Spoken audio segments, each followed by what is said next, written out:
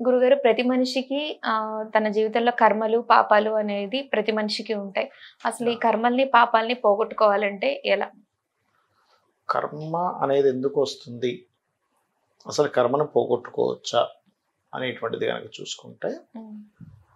మీరు పూర్వజన్మలో కర్మ అంటే నాట్ బ్యాడ్ అని కాదక్కడ. హ్మ్. అది ఒక పని. హ్మ్. ఆ పని ద్వారా మీరు మీ ద్వారా అవతల వాళ్ళు ఇబ్బంది పడ్డారా? హ్మ్. లేపోతే అవతల వాళ్ళు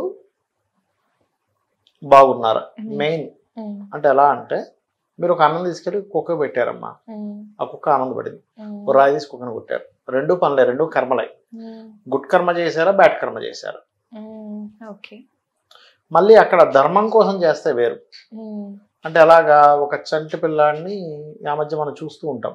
కుక్కలు కొన్నొచ్చి చంటి పిల్లాడిని ఏదో ఇబ్బంది పెట్టాయి, చచ్చిపోయాడని ఏదో హ్మ్. ఇంత చిన్న పిల్లడు రోడ్డు మీద హ్మ్. వెళ్తుంటే. హ్మ్. అలాంటప్పుడు మీరు కుక్కను కొట్టినా మీకు ధర్మం కిందకి వస్తుందది.